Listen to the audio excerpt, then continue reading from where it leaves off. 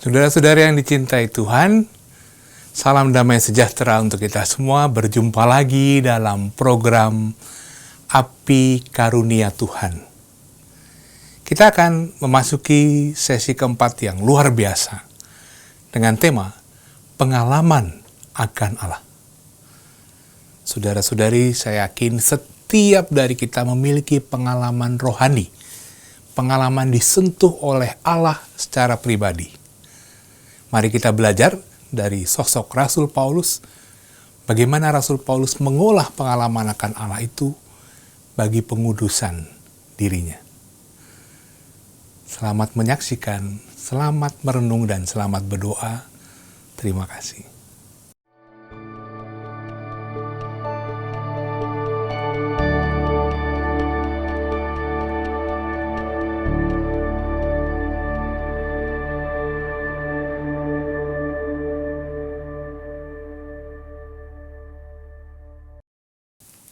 Saudara-saudari yang terkasih, sebelum saya melanjutkan bagian yang terakhir dari beberapa bagian pembicaraan kita, saya merasa baik kalau saya mengulang barang sebentar apa yang sudah kita bicarakan.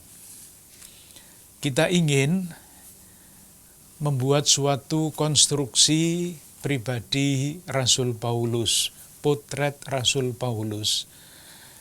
Menurut kitab suci artinya berdasarkan kisah para rasul dan surat-surat yang ditulis oleh Paulus sendiri.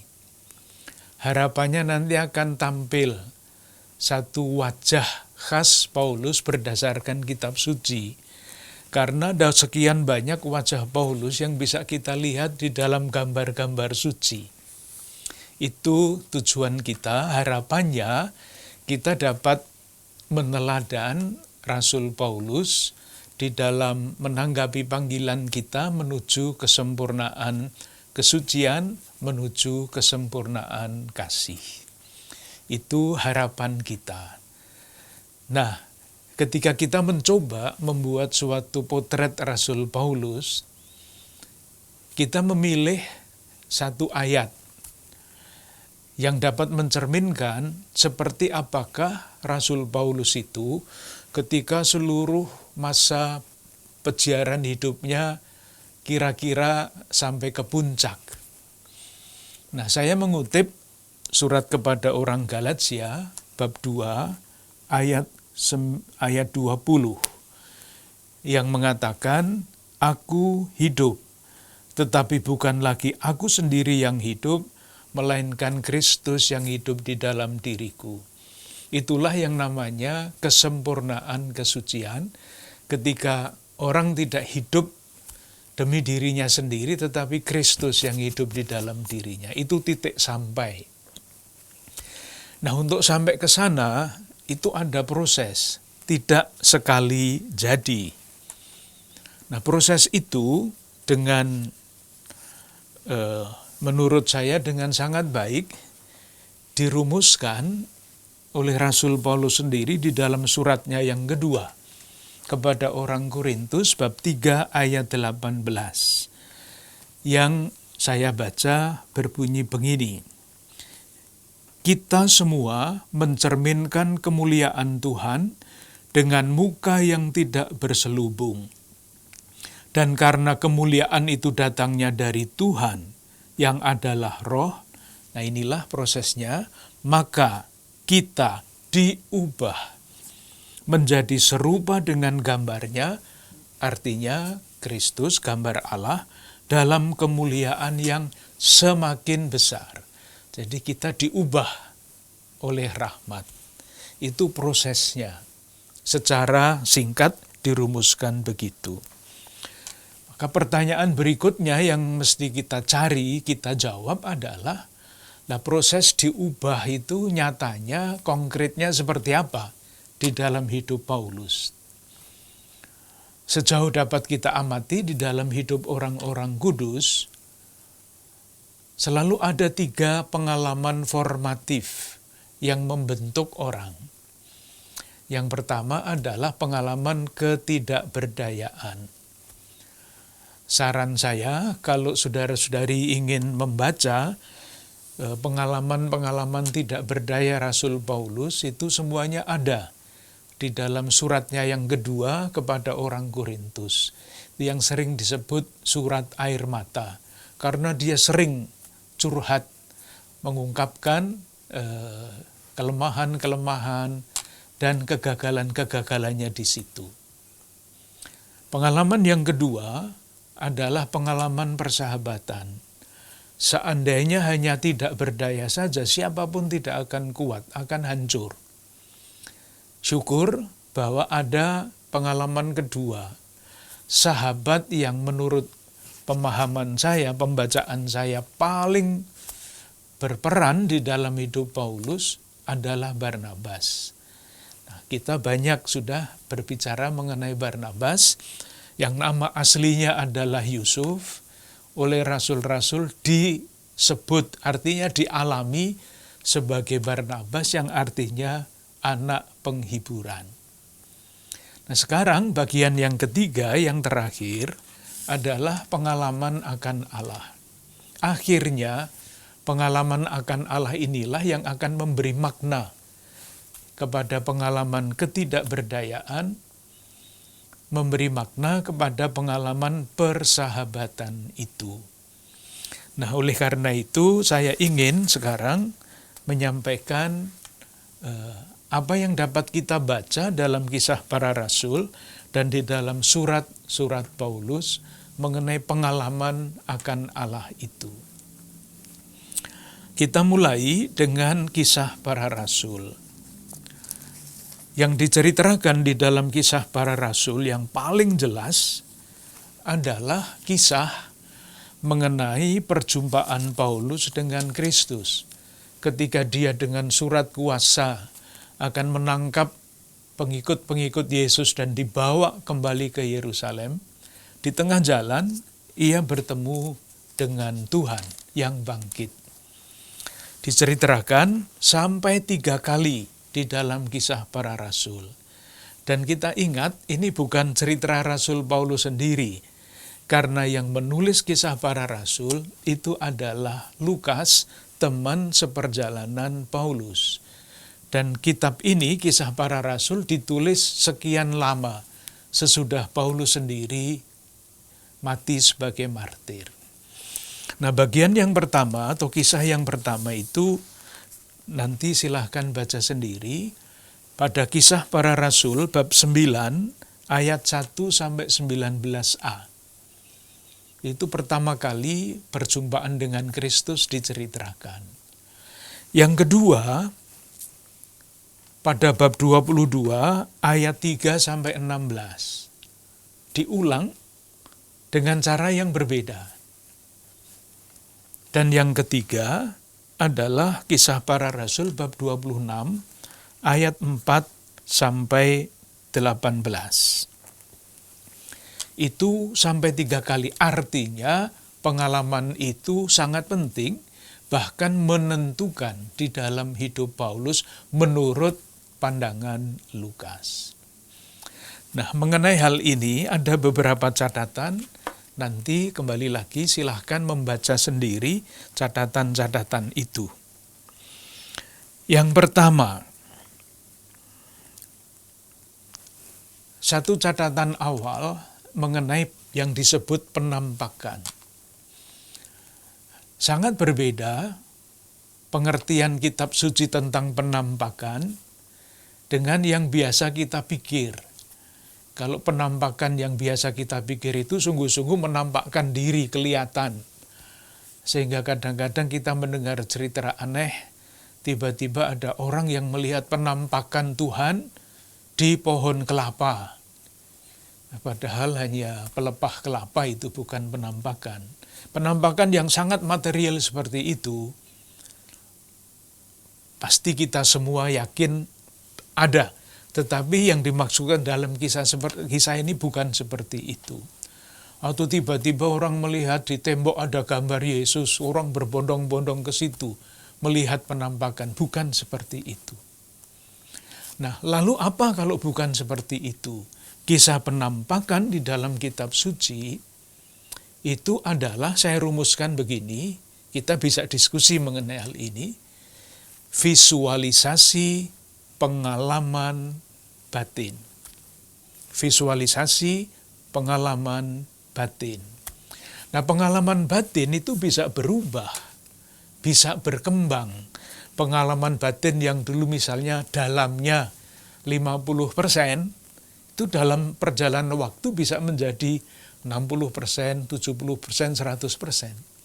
Sehingga kisah penampakan, dan itu dalam ketiga kisah ini bisa berbeda. Meskipun peristiwanya sama, tapi ceritanya bisa lain.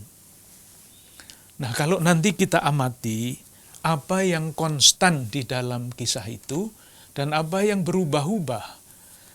Jadi sekali lagi jangan dianggap ini cerita, tetapi visualisasi pengalaman batin. Yang pasti ada di dalam ketiga peristiwa itu adalah kata cahaya. Ini nanti menjadi penting kalau kita membaca surat Paulus, cahaya. Di dalam kisah yang pertama diceritakan pada bab 9 ayat 3, cahaya. Pada kisah yang kedua pada bab 22 ayat 6, cahaya. Pada kisah yang ketiga pada bab 26 ayat 13, cahaya itu konstan. Itu artinya cahaya itu sangat menentukan, sangat penting di dalam pengalaman batin itu. Nanti kita akan lihat maksudnya di dalam, khususnya ketika kita membaca surat Paulus. Yang bisa berubah itu misalnya, siapa yang menyampaikan pesan.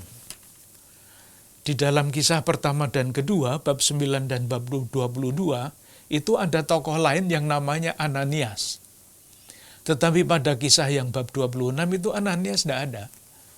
Jadi Paulus menerima pesan sendiri langsung dari Tuhan yang bangkit. Jadi ini tentu nanti membutuhkan penjelasan lain lagi mengenai apa itu kitab suci, apa itu dan sebagainya. Nanti kalau perlu kita omong tentang itu. Itu yang pertama. Jadi penampakan adalah visualisasi pengalaman batin yang bisa berbeda-beda. Menurut waktu bisa, menurut tempat bisa, menurut konteks ketika kisah itu diceritakan lagi bisa. Yang kedua, ciri dari kisah ini. Ketiga kisah, bab 9, bab 22, dan bab 26, itu kalau diamati selalu tampak terdiri dari dua bagian yang sama. Bagian pertama itu periode sebelum Paulus berjumpa dengan Kristus, sebelum. Dan periode yang kedua adalah sesudah Paulus berjumpa dengan Kristus. Selalu terbagi dua. Maksudnya apa? Yang pertama maksudnya adalah supaya jelas bahwa pengalaman perjumpaan dengan Kristus yang bangkit atau pengalaman Allah pada umumnya itu mengubah orang dari yang sebelumnya sampai dengan yang sesudahnya. Pengalaman akan Allah yang benar itu pasti mengubah orang. Nah, yang istimewa di dalam ketiga kisah ini adalah perubahan itu tiba-tiba. Sebelumnya begini, jumpa dengan Kristus menjadi Paulus yang lain. Pertanyaannya, apakah perubahan orang itu begitu tiba-tiba? Bisa seperti itu? Bisa.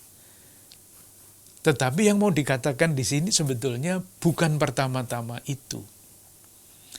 Ketika perubahan itu terjadi secara tiba-tiba, pesannya adalah perubahan ini bukan usaha manusia. Keputusan saya mau berubah lalu berubah, bukan. Tetapi peristiwa yang tiba-tiba terjadi ini ingin mengatakan bahwa perubahan, transformasi, buah dari perjumpaan dengan Kristus itu adalah karya rahmat. Dengan kekuatan manusiawi tidak mungkin. tetapi rahmat Allah mungkin membaharui orang itu. Catatan yang terakhir mengenai kisah para rasul. Tadi saya katakan, peristiwa yang diceritakan sama, perjumpaan Paulus dengan Kristus. Tetapi kalau diamat-amati, ketiga kisah itu pesannya, pengalaman rohaninya itu berbeda-beda sekali. Nanti silahkan baca sendiri, saya tunjukkan. Bab 9, perjumpaan Paulus yang diceritakan pada kisah bab 9, itu berpuncak pada pengalaman disembuhkan. Disembuhkan. Itu terdapat pada bab 9 ayat 18. Saya baca, dan seketika itu juga seolah-olah selaput gugur dari matanya sehingga ia dapat melihat lagi. Disembuhkan dari butanya, melihat lagi. Ini puncak kisah. Jadi kisah pertama mau menyampaikan pesan. Dalam perjumpaan dengan Tuhan itu, Paulus mengalami kesembuhan. Bahkan kesembuhan fisik. Nah, lain halnya dengan yang terdapat pesan pengalaman rohani yang diungkapkan di dalam kisah yang terdapat pada bab 22. Saya baca ayat 14. Pengalaman disembuhkan tidak penting lagi. Tetapi yang menjadi sangat penting adalah pesan Ananias kepada Saulus, bunyinya begini. Allah nenek moyang kita telah menetapkan engkau untuk mengetahui kehendaknya, untuk melihat yang benar, dan untuk mendengar suara yang keluar dari mulutnya. Jadi kalau saya ungkapkan dengan kata-kata saya sendiri, seolah-olah Paulus, pengalaman rohani Paulus yang mau diungkapkan di dalam kisah ini, yang digarisbawahi pada ayat 14 ini adalah, satu, Paulus ditetapkan untuk mengetahui kehendak Tuhan. Jadi pengalaman rohani itu membuat dia mampu untuk mengetahui kehendak Tuhan. Bukan lagi disembuhkan seperti kisah yang pertama, tetapi mengetahui kehendaknya, melihat yang benar, mendengar suara yang keluar dari mulutnya. Itu perwahyuan. Jadi disembuhkan, lalu menerima perwahyuan mengenai kehendak Allah. Pada bab 26, kisah yang ketiga itu intinya lain lagi. Bukan lagi penyembuhan, bukan lagi perwahyuan tentang kehendak Allah, isi pengalaman batin itu, tetapi ada pada ayat 16 bunyinya begini. Ananias sudah tidak ada lagi di dalam kisah ini, Paulus mendengar dari Tuhan sendiri. Dikatakan begini, tetapi sekarang bangunlah dan berdirilah, aku menampakkan diri kepadamu untuk menetapkan engkau menjadi pelayan dan saksi tentang segala sesuatu yang telah kau lihat. Jadi urutannya itu, kalau kita susun menurut logika itu logis sekali. Pengalaman yang pertama disembuhkan, bisa secara fisik, bisa secara rohani. Nah, ketika orang sudah disembuhkan, hatinya terbuka. Ketika orang masih mempunyai luka-luka macam-macam, hatinya tidak terbuka. Disembuhkan dulu, baru kemudian kehendak Tuhan dinyatakan kepadanya. Perwahyuan. Kisah yang kedua. Dan ketika perwahyuan itu diterima, mengenai yang benar diketahui, lalu bagian yang ketiga, bab 26 itu adalah perutusan. Disembuhkan, diberi pengetahuan tentang anak Allah, diutus untuk menjadi pewarta dan saksi. Jadi pengalaman akan Allah Paulus menurut sebagaimana diceritakan oleh Lukas itu rangkaiannya seperti itu. Kisahnya jangan dibaca sebagai buku sejarah yang harus kata demi kata benar menurut fakta. Kisah penampakan adalah visualisasi pengalaman batin. Pengalaman batin disembuhkan, pengalaman batin sesudah disembuhkan terbuka hatinya, mendapatkan perwahyuan, dan kemudian pengalaman batin diutus menjadi saksi. Jadi pengalaman kita akan Allah bisa kita bisa kita pilah-pilah kalau mau juga di dalam dinamika seperti itu. Itu kisah para rasul. Sekarang kita mau melihat apakah Paulus sendiri bercerita tentang pengalamannya berjumpa dengan Kristus dalam perjalanannya ke Damsyik. Mengherankan. Paulus sendiri tidak pernah berbicara secara panjang lebar mengenai hal itu.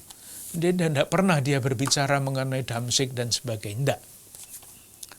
Oleh karena itu, kalau kita berandai-andai, kita berfantasi bertanya kepada Rasul Paulus, Bapak Paulus, Anda sendiri menceritakan pengalaman Anda berjumpa dengan Tuhan itu di mana?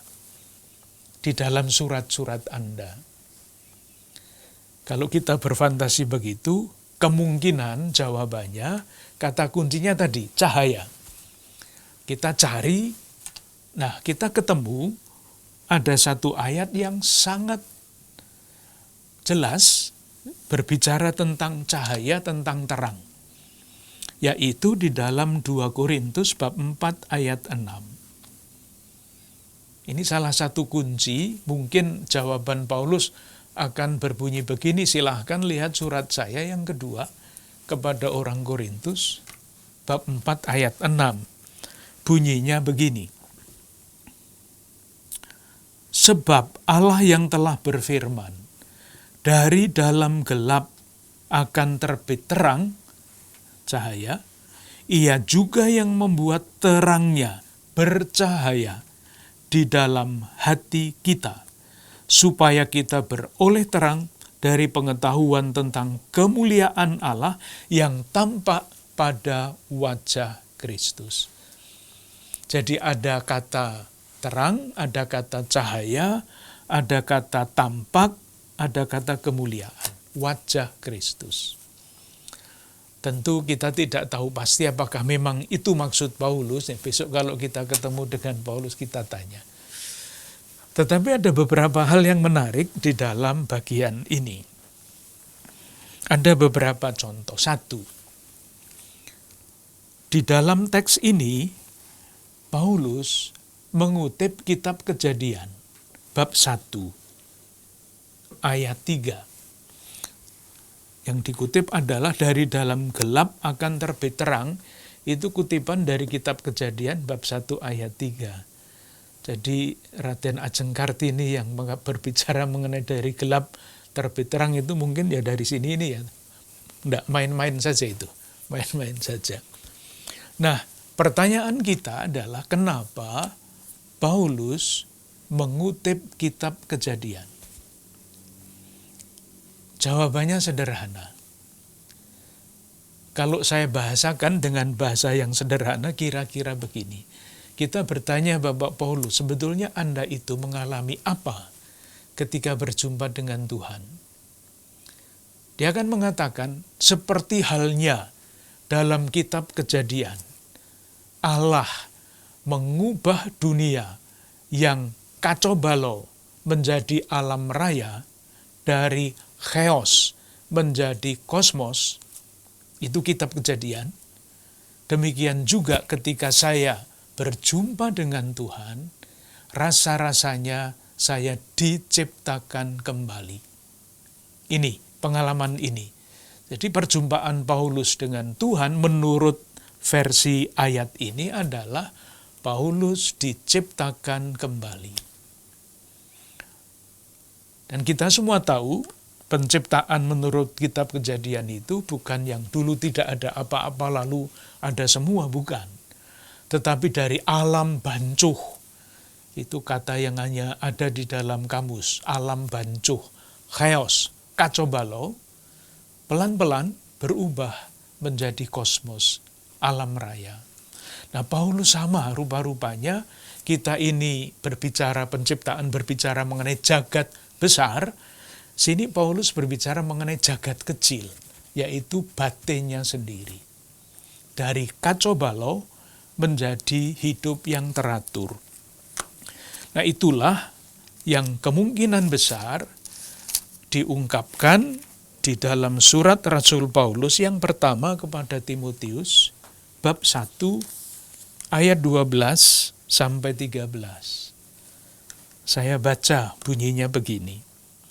Aku bersyukur kepada Dia yang menguatkan aku, yaitu Yesus Kristus, Tuhan kita. Karena Ia menganggap aku setia dan mempercayakan pelayanan ini kepadaku. Nah, sekarang Paulus yang chaotic, yang kacau balau itu seperti apa? Aku yang tadinya seorang penghujat dan seorang penganiaya dan seorang ganas. Silahkan membayangkan pribadi yang seperti itu. Penghujat, penganiaya, ganas. Itulah jagat kecil batin manusia yang kacau balau. Hidupnya didorong oleh rasa benci, rasa marah, ganas, menganiaya, menghujat. Itu Paulus sebelum diciptakan kembali, dan betul kan? Dia pergi ke Damaskus membawa surat kuasa untuk menganiaya pengikut-pengikut Yesus. Nah, sesudahnya itu kata-kata yang dipakai sangat berbeda. Saya baca selanjutnya. Tetapi aku telah dikasihinya. Semula dia tidak bisa berbicara tentang kasih. Karena semuanya itu telah kulakukan tanpa pengetahuan, yaitu di luar iman. Malah kasih karunia Tuhan kita itu telah dikaruniakan dengan limpahnya kepadaku dengan iman dan kasih dalam Kristus Yesus. Sebelah kiri ada penghujat, penganiaya, ganas, chaos. Sebelah kanan ada kosmos, jagat raya. Kasih karunia, iman. Itulah yang mendorong Paulus di dalam perjalanan hidup selanjutnya. Itu pengalaman Paulus. Berjumpa dengan Tuhan menurut 2 Korintus bab 4 ayat 6. Ada satu hal lagi yang menarik, yaitu kata kita di dalam ayat ini. Sebab Allah yang telah berfirman, dari dalam gelap akan terbit terang, Ia juga yang membuat terangnya bercahaya dalam hati kita. Seandainya Paulus hanya bicara tentang dirinya sendiri, pasti kita tidak akan berjumpa dengan kata kita, tetapi dengan kata aku. Kenapa Paulus menulis dengan kata kita? Supaya kita beroleh terang dari pengetahuan tentang kemuliaan dan selanjutnya. Paulus ingin mengatakan, saudara-saudaraku, saya pernah mempunyai pengalaman seperti ini. Saya Paulus. Tetapi pengalaman seperti ini, perjumpaan dengan Tuhan, itu bisa menjadi pengalaman kita. Artinya waktu itu tentu adalah konkret umat di Korintus. Ini bukan pengalaman orang yang hebat-hebat, yang Superman, enggak. Kita, siapapun kita, dapat mempunyai pengalaman berjumpa dengan Kristus dan mengalami diciptakan kembali. Jagat kecil kita, siapapun kita, dapat berubah berkat perjumpaan itu dari jagat kecil yang chaotic, yang kacau, menjadi jagat kecil yang besar. Itu kalau kita ambil 2 Korintus bab 4 ayat 6, dan contohnya bagaimana jagat kecil itu berubah dari yang kacau balau menjadi yang damai. Teks lain yang mungkin bisa ditawarkan adalah surat kepada orang Galatia. Bab 1 ayat 15 sampai 16. Galatia bab 1 ayat 15 sampai 16. Ingat tadi waktu kita bicara tentang kisah para rasul, itu pengalaman yang mau diungkapkan dalam visualisasi itu ada 3, disembuhkan, menerima pengetahuan, perwahyuan, dan diutus. Nah, dalam Galatia bab 1 ayat 15, itu ya ada seperti itu. Kata-katanya berangkai. Saya baca Galatia bab 1 ayat 15 dan 16. Tetapi waktu Ia yang telah memilih aku sejak kandungan ibuku dan memanggil aku oleh kasih karunia-Nya, berkenan menyatakan anaknya di dalam aku, supaya aku memberitakan Dia dan selanjutnya. Urutannya sama. Memanggil, menyatakan, mengutus. Itulah pengalaman dasar Paulus akan Kristus yang bangkit. Jadi saya merasa cukup untuk menyampaikan bagian yang ketiga, pengalaman akan Allah yang formatif di dalam hidup Paulus. Sekarang catatan penutup. Apa buah-buah dari ketiga pengalaman formatif itu? Atau apa tandanya kalau orang itu sungguh-sungguh semakin serupa dengan Kristus? Kita tidak berani seperti Paulus mengatakan, bukan lagi aku yang hidup, tetapi Kristus yang hidup di dalam aku. Kita masih menggunakan kata moga-moga, tidak berani sejelas Paulus itu. Tetapi kadar, intensitas, keserupaan seorang beriman dengan Kristus itu dapat dibaca dari beberapa tanda ini. Yang pertama, pengalaman-pengalaman formatif yang membentuk orang menjadi dewasa di dalam iman itu akan membuahkan kegembiraan, sukacita. Satu teks yang kalau dibaca itu rasa-rasanya paradoksal, itu ada pada 2 Korintus bab 7 ayat 4. 2 Korintus bab 7 ayat 4 bunyinya begini. Aku sangat berterus terang terhadap kamu, tetapi aku juga sangat memegahkan kamu. Nah sekarang tulisannya berbunyi begini. Dalam segala penderitaan kami, aku sangat terhibur dan sukacitaku berlimpah-limpah. Aneh bukan? Menderita itu dengan sukacita kan berlawanan. Tetapi Paulus yang sudah sampai pada tahap matang itu, dia bisa berkata, dalam segala penderitaan kami, aku sangat terhibur dan sukacitaku melimpah-limpah.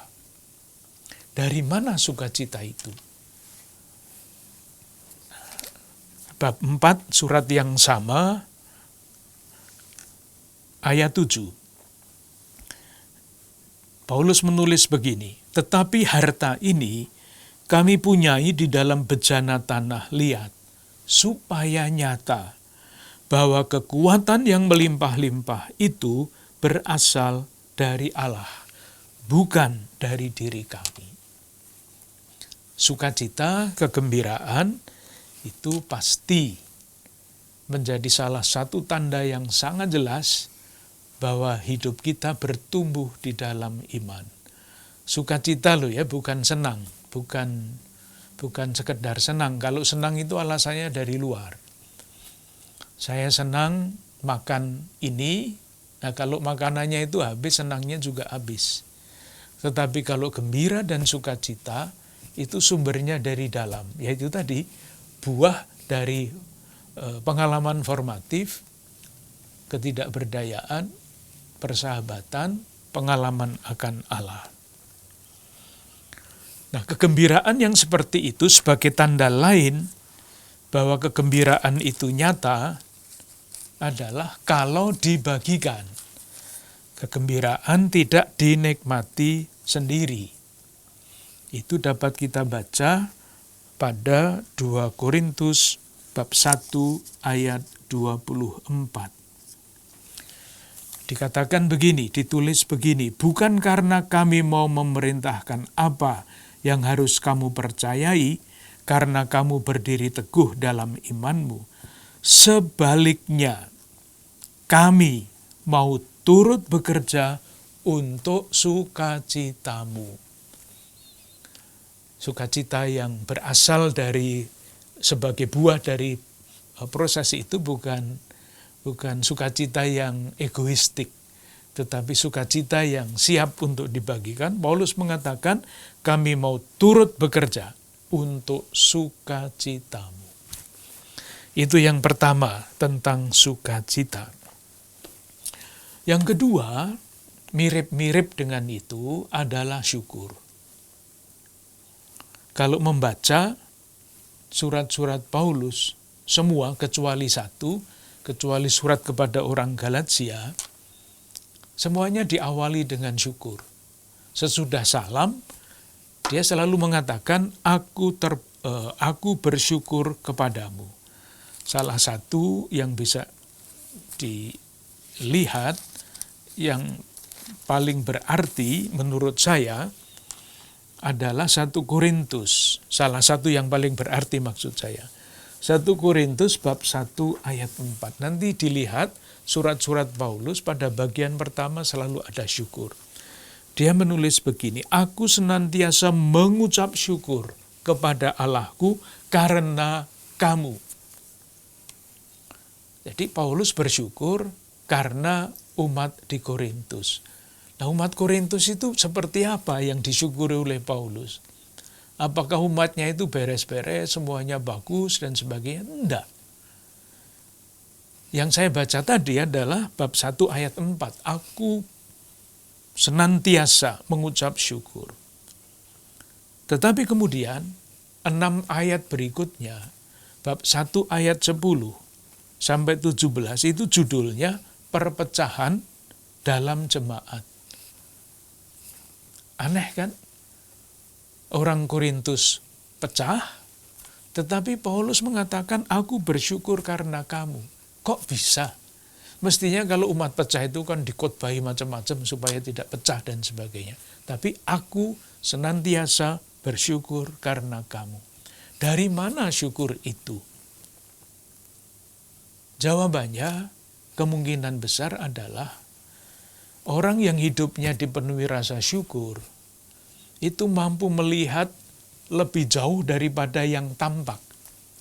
Saya tidak mengatakan melihat yang tidak kelihatan, itu namanya dukun. Tetapi kalau melihat lebih jauh dari yang tampak, itu adalah seorang kontemplatif. Itulah buah atau itulah yang membuahkan syukur.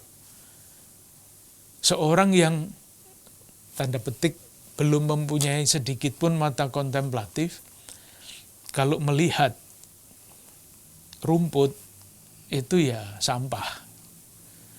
Tetapi seorang seniman yang mempunyai mata kontemplatif, dia bisa melihat lebih jauh dari sekedar rumput itu apa. Maka ada nyanyian, tanyakanlah kepada rumput yang bergoyang. Itu pasti bukan sampah yang bisa ditanyai seperti itu. Itu tidak mungkin kalau orang tidak mempunyai kemampuan untuk melihat yang lebih jauh. Nah, meskipun yang dilihat oleh Paulus itu jemaat yang pecah, yang ia lihat di balik itu adalah Allah yang tetap berkarya. Itulah yang disyukuri, bukan jemaat yang pecah. Siapapun tidak ada mensyukuri jemaat yang pecah. Tetapi meskipun jemaat itu pecah, ia melihat Allah tetap terus berkarya di baliknya, sehingga nanti yang pecah itu dipersatukan kembali. Salah satu surat yang isinya penuh syukur yang berkepanjangan adalah 1 Tesalonika. Surat kepada jemaat Tesalonika. Saya tunjukkan beberapa ayat diulang-ulang. Bab 1, ayat 3 sampai 5. Maaf, ayat 2, bukan ayat 3. Kami selalu mengucap syukur kepada Allah karena kamu. Di surat mulai dengan syukur, terus syukurnya berkepanjangan. Nah, sesudah alasan pertama syukur selesai, bab 2 ayat 13 sampai 14. Bab 2 ayat 13. Dan karena itulah kami tak putus-putusnya mengucap syukur juga kepada Allah. Terus syukur. Bab 3 ayat 9 sampai 10. Sebab ucapan syukur apakah yang dapat kami persembahkan kepada Allah atas segala sukacita dan selanjutnya. Itulah buahnya. Sukacita, meskipun menderita, tetapi ada sukacita dari dalam. Syukur yang kedua. Yang ketiga, salah satu tanda lain dari perjumpaan dengan Kristus adalah perubahan skala nilai. Tata nilai orang berubah. Dapat kita baca, misalnya pada surat kepada orang Filipi, bab 3 ayat 4 sampai 11. Kemarin dalam kesempatan yang sebelumnya sudah kita baca. Jadi ini 2 bagian yang sebelumnya. Sebelum berjumpa dengan Kristus, jika ada orang menyangka dapat menaruh percaya pada hal-hal lahiriah, aku lebih lagi. Hebat, Paulus lebih hebat dari semuanya. Nah, sekarang ayat 7. Tetapi, apa yang dahulu merupakan keuntungan bagiku, sekarang kuanggap rugi karena Kristus. Malahan segala sesuatu kuanggap rugi, karena pengenalan akan Kristus Yesus Tuhanku lebih mulia daripada segala-galanya. Dan yang terakhir, buah dari perjumpaan dengan Tuhan, persahabatan dan ketidakberdayaan itu adalah daya, kekuatan untuk selalu mulai kembali. Kita lihat hidup Paulus itu tidak mulus. Semuanya terus lancar, naik, enggak. Kiri kanan. Dia ditolak di satu tempat, marah, pergi ke tempat lain. Dari situ ditolak lagi, pergi ke tempat lain lagi, diterima sebentar. Nah, kekuatan itu sangat dahsyat. Selalu bisa mulai lagi. Ketika jatuh, tidak putus asa. Karena pengalaman jatuh ketidakberdayaan itu formatif di dalam hidup seorang yang bernama Paulus itu. Ini saudara-saudara sekalian, beberapa gagasan, moga-moga menjadi suatu gambaran yang utuh. Kalau digambar Paulus wajahnya seperti apa, saya tidak mampu. Tetapi kalau kita lihat proses panjang yang diungkapkan di dalam 2 Korintus bab 3 ayat 18, yang dijalani oleh Paulus itu adalah jalan kita juga. Saya yakin tidak ada seorang pun di antara kita yang tidak pernah merasa tidak berdaya. Kalau belum pernah mengalami kegagalan dan sebagainya, tidak usah khawatir. Pada suatu ketika itu akan datang, entah wujudnya apa. Tetapi kita berharap punya kawan, punya sahabat di dalam perjalanan itu, dan kuncinya adalah pengalaman kita akan Allah. Terima kasih.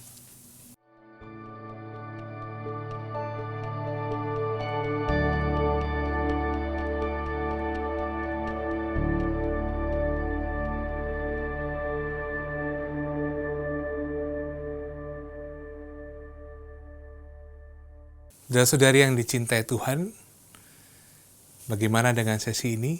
Sungguh luar biasa. Pengalaman akan Allah yang dialami Rasul Paulus memberi kita banyak inspirasi untuk mengolah pengalaman rohani kita masing-masing. Dan sesi keempat ini menjadi sesi penutup dari topik Rasul Paulus dalam program Api Karunia Tuhan. Kabar gembiranya saudara-saudari yang terkasih, program Api Karunia Tuhan akan berlanjut dengan topik yang lain yang tidak kalah istimewa dan akan dibawakan oleh pembicara yang juga ahli dalam bidangnya.